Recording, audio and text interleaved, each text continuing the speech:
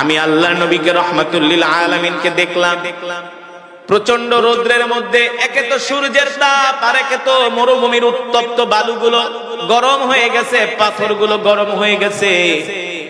আল্লাহর নবী যখন উত্তপ্ত পাথরের উপরে পাড়া দেয়, সাথে সাথে আল্লাহর নবীর বরকতে পাথর তুলার মতো নরম হয়ে যায়। শক্ত পাথর, গরম পাথর তুলার মতো নরম শীতল হয়ে যায়।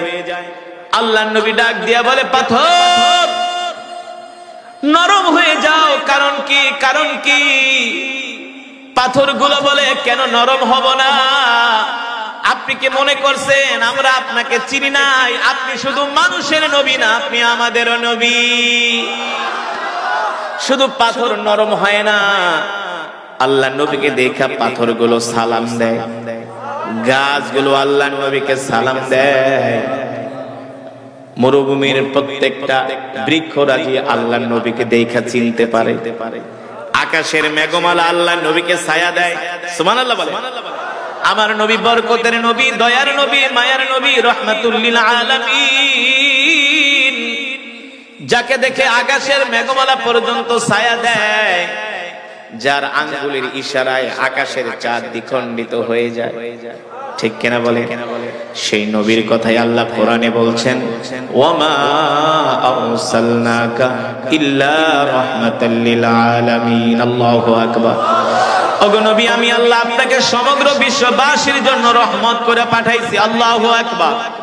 আপনি হলেন সমগ্র বিশ্ববাসীর জন্য রহমত, আপনি হলেন সমগ্র বিশ্ববাসীর জন্য রহমত, আপনি হলেন সমগ্র বিশ্ববাসীর জন্য বরকত।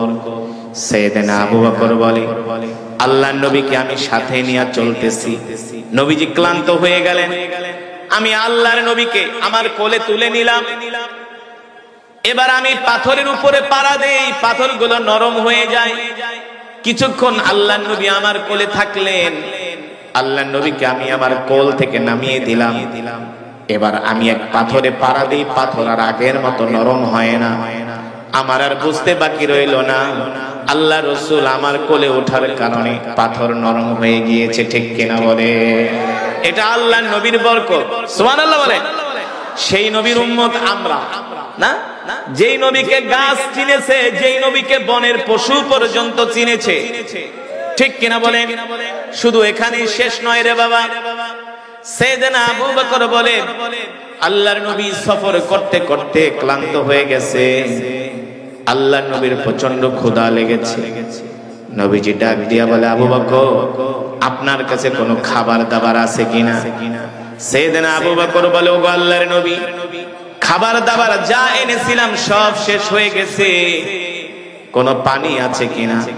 সাইয়েদনা আবু বকর বলে, ওগো আল্লাহর নবী, পানি ঠানি যা এনেছিলাম সব শেষ হয়ে গেছে। সাইয়েদনা আবু বকর বলেন, আল্লাহর নবী আমার কাছে খাবার চেয়েছেন, নবীজিকে খাবার দিতে পারবো না, এর চাইতে কষ্টের কিছু হতে পারে না? পারে? আল্লাহ রাসূলের পিপাসা লেগেছে। সাইয়েদনা আবু বকর বলে, আল্লাহর নবীকে আমি পানি খেতে দিতে পারবো না, খাবার খেতে দিতে পারবো না, এর চেয়ে আমার কাছে কষ্টের কিছু হতে পারে না। আল্লাহর নবী ডাক দিয়া বলে, আবু বকর, যদি কোনো খাবার না থাকে, পানি না থাকে, দেখেন তো মরুভূমির মধ্যে কোনো ঘর বাড়ি দেখা যায় কিনা। আমি চিন্তা করলাম, বিশাল এই মরুভূমি, কয়েকশো কিলোমিটারের মধ্যে কোনো বাড়ি ঘর নাই, এইখানে বাড়ি ঘর কোথায় পাবো? আল্লাহর নবী রাহমাতুল লিল আলামিন তার পবিত্র জবান মুবারক দিয়া এই কথা বলার সাথে সাথে সাইয়েদনা আবু বকর দেখেন মরুভূমির মধ্যে একটা ঘর দেখা যায়। কি দেখা যায়? একটা ঘর দেখা যায়। সাইয়েদনা আবু বকর আল্লাহর নবীকে ডাক দিয়ে বলে, ওগো নবীজি, ওই যে মরুভূমির মধ্যে একটা ঘর দেখা যায়। আল্লাহর নবী বলে, আবু বকর চলেন, আমরা ওই বাড়িতে যাই বিশ্রাম নিব, ওই বাড়িতে যাই আমরা মেহমানদারি গ্রহণ করব। এবার আল্লাহর নবীকে হাত ধরে ধরে সাইয়েদনা আবু বকর রাদিয়াল্লাহু তাআলা আনহু ওই বাড়ির দিকে নিয়ে যাচ্ছেন। হাঁটতে হাঁটতে যখন বাড়ির সামনে গেলেন, যে দেখেন ঘরের ভিতর থেকে দরজা লাগানো। সাইয়েদনা আবু বকর ঘরের দরজার সামনে দাঁড়িয়ে নক করলেন, ইফতাহিল বাব, ইফতাহিল বাব, দরজা খোলো, কে আছো ঘরের ভিতরে? একবার, দুইবার, তিনবার বলার পরে দরজা খোলে না। চতুর্থবার ঘর থেকে একটা মৃদু কণ্ঠে আওয়াজ আসলো, কে গো তোমরা কোত্থেকে আসছো, কি তোমাদের পরিচয়? বলে আমরা মক্কা থেকে আসছি, মদিনায় যাব। জিনা মিনাল মক্কা ইলাল মদিনা, আমরা দুইজন মুসাফির তোমার বাড়িতে আসছি। শোনো, আমরা দুইজন পথিক, ঘরের দরজাটা খোলো, যদি তোমার ঘরে কোনো খাবার থাকে মুসাফিরদেরকে একটু মেহমানদারি করাও, মুসাফিরদেরকে একটু খাবার দাও। ভিতরে থেকে আওয়াজ আসলো, আনা ফাকিরুন জিদ্দান, নাহনু ফাকিরুন জিদ্দান, আমরা গরিব মানুষ, কোত্থেকে আমরা খাবার পাবো? হয়তোবা তোমরা আমার পরিচয় জানো না, আমাদের পরিচয় জানলে আমাদের কাছ থেকে তোমরা খাবার চাইতা না। আমার স্বামীর নাম হলো আবু মাবাদ, তিনি বকরি চড়ানোর জন্য মাঠে চলে গেছে। আমার নাম হলো উম্মে মাবাদ, আমাকে ঘরে রেখে গেছে। আমার স্বামী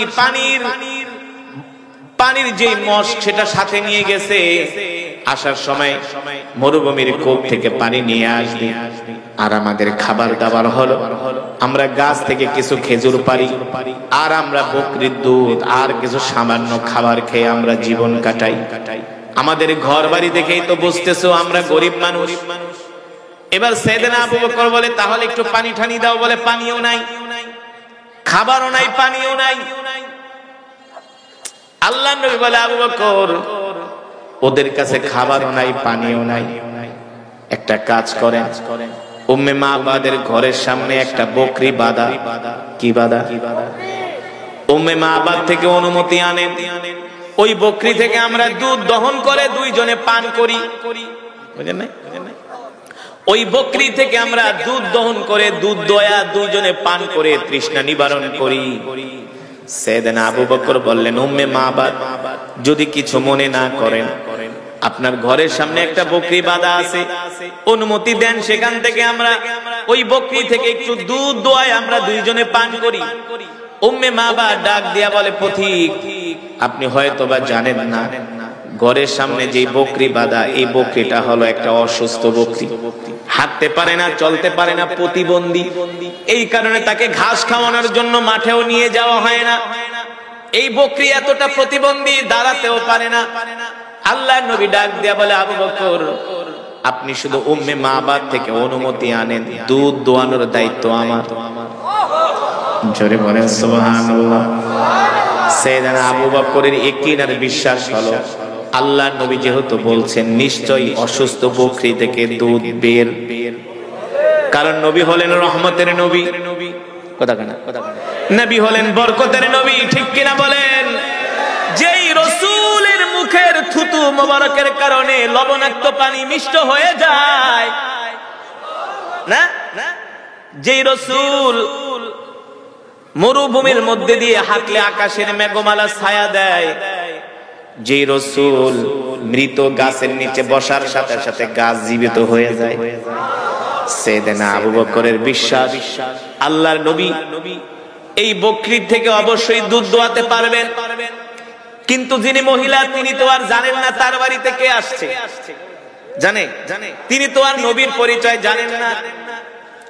সাইয়েদনা আবু বকর রাদিয়াল্লাহু তাআলা আনহু একবার, দুইবার, তিনবার অনুমতি চাওয়ার পরে মহিলা রাগ করছে। কি করছে? এই পথিক, বুঝো না, অসুস্থ বকরি, বারবার বলি দুধ দিবে না, বুঝো না আমার কথা? সাইয়েদনা আবু বকর বলে, উম্মে মাবাদ, রাগ করো না, অনুমতি দাও। এবার মহিলা মানুষ রাগ করে, ঠিক আছে, পারলে দুধ দোয়ায় খাও, পান করো, আমার কোনো আফসোস নাই। এবার উম্মে মাবাদ অনুমতি দিলেন। আল্লাহর নবী বলে, আবু বকর, দুধ যে দোয়াবো রাখবো কোথায়? পাত্র তো লাগবে। একটা পাত্র উম্মে মাবাদের থেকে চেয়ে নিয়ে আসেন। উম্মে মাবাদ একটা ছোট পাত্র দিলেন। আল্লাহর নবী বললেন, আবু বকর, ছোট পাত্রে হবে না, বড় পাত্র লাগবে। মহিলা আরো রাগ করছে, কেমনি অসুস্থ বকরি দুধ দেয় না, আবার বড় পাত্র, দেখি কে আসছে, এতবার জ্বালায় ডিস্টার্ব করে।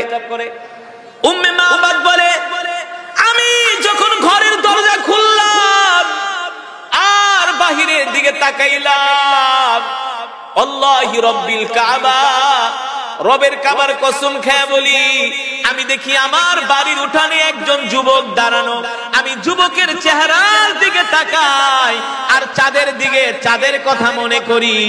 আমি বারবার যুবকের চেহারার দিকে তাকাই আর চাঁদের কথা মনে করি। চাঁদ সুন্দর নাকি যুবক সুন্দর?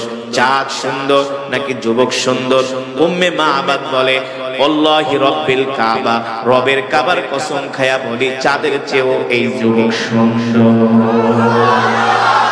যুবকের চেহারা দেখার পরে আমি আমার আর দৃষ্টি ফিরাতে পারি না। যতই যুবকের দিকে তাকাই, ততই যুবকের দিকে তাকায় থাকতে মন চায়, ততই যুবকের জন্য মায়া লাগে। সুবহানাল্লাহ বলে। এবার উম্মে মাবাদ ঘর থেকে বড় একটা পাত্র দিলেন। আল্লাহ নবী পাত্রটা হাতে নিয়ে ওই বকরির কাছে গেলেন। বকরির সামনে দাঁড়ানোর সাথে সাথে বকরিটা আল্লাহ নবীকে দেখা অসুস্থ বকরি সুস্থ হয়ে গেছে। আর বাস্তে কোন সুবহানাল্লাহ।